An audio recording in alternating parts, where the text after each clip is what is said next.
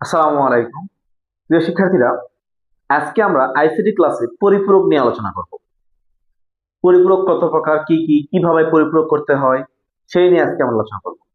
দেখেন, পরিপূরক করতে হলে আমাদের জানতে হবে পরিপূরক কাকে বলে, কত প্রকার, কি কি। পরিপূরক, এই পরিপূরকের ইংরেজি প্রতিশব্দ হলো কমপ্লিমেন্ট। কমপ্লিমেন্টকে বাংলায় বলা হয় পরিপূরক। এই পরিপূরক দুই প্রকার: একের পরিপূরক, দুইয়ের পরিপূরক। Ones complement, twos complement. তাহলে একের পরিপূরক আর দুইয়ের পরিপূরক। পরিপূরক কয় প্রকার হলো? দুই প্রকার: একের পরিপূরক, দুইয়ের পরিপূরক। একের পরিপূরক কাকে বলে? বাইনারি সংখ্যা শূন্য এর পরিবর্তে এক এবং একের পরিবর্তে শূন্য বসিয়ে যে মান গঠন করা হয় তাকে একের পরিপূরক বলে। মনে রাখবেন, বাইনারি সংখ্যা শূন্য এর পরিবর্তে এক এবং একের পরিবর্তে শূন্য বসিয়ে যে মান গঠন করা হয় তাকে কি বলা হয়? একের পরিপূরক বলে। দুইয়ের পরিপূরক কাকে বলে? একের পরিপূরক মানের সাথে এক যোগ করলে তাকে দুইয়ের পরিপূরক বলে। এখন কথা হলো, যদি পরীক্ষায় প্রশ্ন আসে দুইয়ের পরিপূরক কাকে বলে বা দুইয়ের পরিপূরক কি, কি লিখবেন? তাহলে আগে একের পরিপূরক সংজ্ঞা দিবেন। বাইনারি সংখ্যা শূন্য এর পরিবর্তে এক এবং একের পরিবর্তে শূন্য বসে যে মান গঠন করা হয় তাকে একের পরিপূরক বলে। একের পরিপূরক মানের সাথে এক যোগ করলে যে মান পাওয়া যায় তাকে বলা হয় দুইয়ের পরিপূরক। শেষ। তাহলে আপনারা ফুল মার্ক পাবেন, সমস্যা নাই। তাহলে দেখেন, তাহলে দুইয়ের পরিপূরক কাকে বলে, একের পরিপূরক কাকে বলে আমরা জানলাম। এখন আমরা শিখবো পরিপূরক করে কিভাবে। পরিপূরক করার পূর্বে কয়েকটা কথা মাথায় রাখতে হবে। প্রথম কথা, বাইনারি সংখ্যা ছাড়া অন্য কোনো সংখ্যার পরিপূরক করা হয় না। পরিপূরক শুধু কার হয়?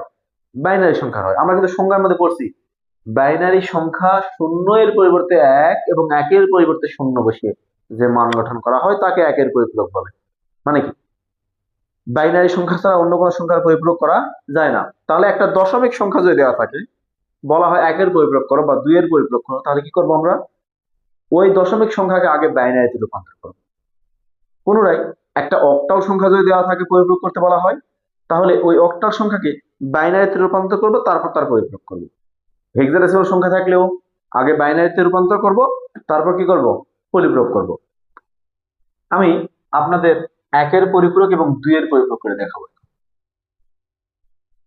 মনোযোগ সহকারে দেখেন, এই একের পরিপূরক, দুইয়ের পরিপূরক থেকে কিন্তু আপনাদের প্রশ্ন আসবেই পরীক্ষায়। পরিপূরক পদ্ধতিতে যোগের মাধ্যমে পার্থক্য, পরিপূরক পদ্ধতিতে বিয়োগ, ঘ নম্বর প্রশ্নে আসে 4 মার্কের। তো ওটা জানতে হলে আমাদের আগে পরিপূরক করা শিখতে হবে। ধরেন একটা বাইনারি সংখ্যা, ইজিলি বোঝেন, 1011। বাইনারি এর একের পরিপূরক মান কত? দেখেন, আমি একটু আপনাদের ব্রড কাটে করাবো, একটু বিস্তারিত লিখে ভেঙে চুরে আপনারা এইভাবে করার চেষ্টা করুন, তাহলে মাথায় থাকবে বেশি। 1011, এটা কি মান বলেন তো? এটা কি একটা বাইনারি সংখ্যা না? তাহলে বলতে পারি না আমরা বাইনারি মান। বাইনারি সংখ্যাকে পরিপূরক করার পূর্বে 8 বিট রেজিস্টার করে নিতে হয়। এখানে কয়টা বিট আছে দেখেন তো? 1 2 3 4টা আছে না? বিট কি এখন প্রশ্ন আসতে পারে আপনাদের মাথায়। আমি কিন্তু এর আগে বলে দিচ্ছি, বিট হলো বাইনারি সংখ্যার 0 এবং 1 কে এক একটি বিট বলা হয়। তাহলে এখানে বিট আছে কয়টা? 4টা। তাহলে এটাই করব কি আমরা? 8 বিট রেজিস্টারকৃত মান। 8 বিট রেজিস্টারকৃত মান কিভাবে 8 বিট রেজিস্টার করব? 1 1 0 1, 4টা আছে, সামনে 4টা শূন্য দিয়ে দিব। এই আমাদের 8 বিট রেজিস্টার হলো। এখন এই 8 বিট রেজিস্টারকৃত মানকে আমরা করতে পারবো একের পরিপূরক। কি করতে পারবো? একের পরিপূরক। দেখেন, একের পরিপূরক কিভাবে করব? বলছি বাইনারি সংখ্যা শূন্য এর পরিবর্তে এক, একের পরিবর্তে শূন্য।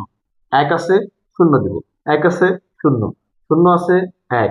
এক আছে, শূন্য। শূন্য আছে, এক এক এক এক। এটাই আমাদের একের পরিপূরক। এটাই একের পরিপূরক, এটাই।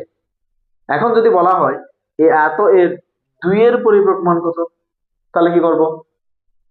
আমরা তো সংজ্ঞায় পড়ছি, একের পরিপূরক মানের সাথে এক যোগ করলে যে মান পাওয়া যায় তাকে দুইয়ের পরিপূরক বলবে। তাহলে কি হবে?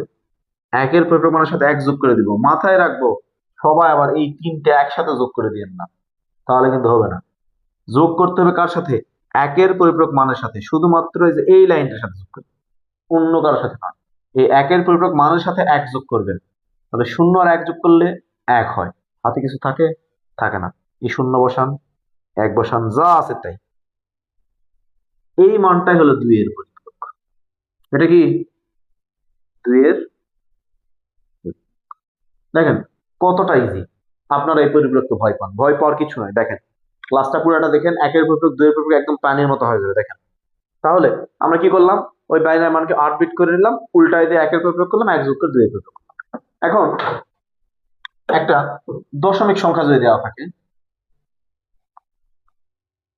একটা দশমিক সংখ্যা যদি দেওয়া থাকে ধরেন 27, দশমিকের দুইয়ের পরিপূরক মান কত?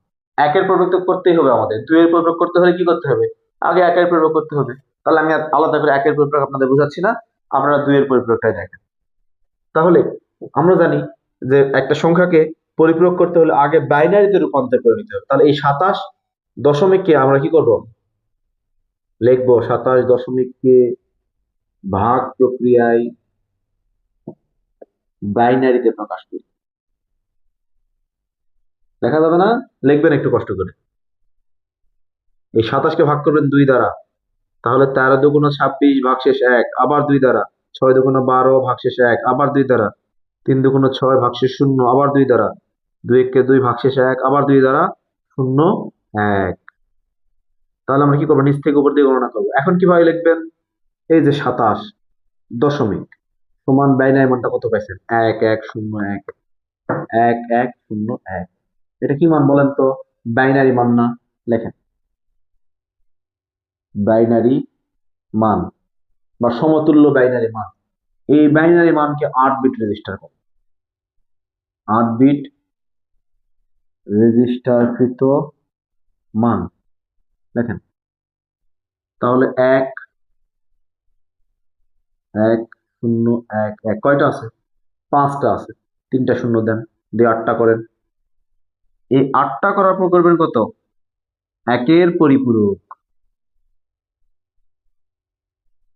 কিভাবে করবেন, উল্টাই দেন, 1 আছে 0, 1 আছে 0, 0 আছে 1, 1 আছে 0, 0 1 1 1। এই একের পরিপূরক মানের সাথে 1 যোগ করলে যে মান পাবেন সেটা কি হবে, 2 এর পরিপূরক। 2 এর পরিপূরক বা টুস কমপ্লিমেন্ট। আপনারা এই লেখাগুলা ইংরেজিতেও লিখতে পারেন, ওয়ান্স কমপ্লিমেন্ট, টুস কমপ্লিমেন্ট, যেটা ইচ্ছা লিখতে পারেন। আমি বাংলাদেশ স্বাচ্ছন্দ্য বোধ করি বাংলাদেশ লিখে দিলাম, আপনাদের যেটা খুশি করতে পারেন, কোনো সমস্যা নাই। 0 1 যোগ করলে 1, হাতে কিছু থাকে না, বসান 0 1 0 0 1 1। এখন একটা কথা শোনেন, যে কোনো ধনাত্মক সংখ্যাকে 2 এর পরিপূরক করলে ঋণাত্মক হয়। যে কোনো ধনাত্মক সংখ্যাকে, প্লাস সংখ্যাকে, পজিটিভ সংখ্যাকে 2 এর পরিপূরক করলে কি হয়, ঋণাত্মক হয়, নেগেটিভ হয়। আবার যে কোনো নেগেটিভ সংখ্যাকে, ঋণাত্মক সংখ্যাকে 2 এর পরিপূরক করলে পজিটিভ হয়, ধনাত্মক হয়। তাহলে দেখেন এখানে কি প্লাস 27 আছে না, এই প্লাস 27কে 2 এর পরিপূরক করলে হবে -27। তাহলে প্লাস 27কে 2 এর পরিপূরক করলে কত হবে, -27। এই যে দেখেন এটা পরিপূরক মান, এই পরিপূরকৃত মানের অষ্টম বিট 1 2 3 4 5 6 7 8। এই অষ্টম বিটকে বলা হয় চিহ্ন বিট। কি বলা হয়, চিহ্ন বিট। এই চিহ্ন বিট কি করে, এই চিহ্ন বিট দ্বারা নির্দেশ করে সংখ্যাটি ধনাত্মক নাকি ঋণাত্মক।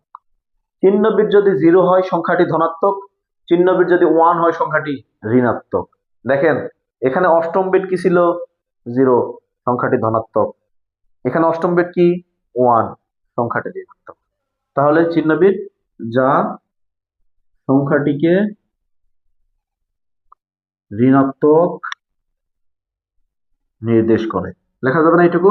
তাহলে 27, এখন উত্তরটা যে লিখি আমরা কিভাবে লিখবো, 27 দশমিকের 2 এর পরিপূরক মান -27 দশমিক সমান, এই মানটা লিখে দিবেন 1 1 1 0 0 1 0 1। দেখেন পরিপূরক করা কতটা ইজি, আপনারা এই পরিপূরককে ভয় পান, একটা স্ক্রিনশট দিয়ে নেন। দেখেন এই একটা দশমিক সংখ্যাকে পরিপূরক করলাম আমরা এইভাবে, এত ইজি। যদি একটা অক্টাল সংখ্যা থাকে তাহলে কি করবো, একইভাবে অক্টালকে বিট প্রক্রিয়ায় বাইনারিতে রূপান্তর করে নিব। সেই বাইনারি মানকে আমরা 8 বিট করব, একের পরিপূরক করবো, 1 যোগ করে 2 এর পরিপূরক করবো। এখন একটা কথা আছে এখানে, যদি এই যে মানটা আমরা বের করলাম বাইনারিতে রূপান্তর করে 1 2 3 4 5, 5টা হইল।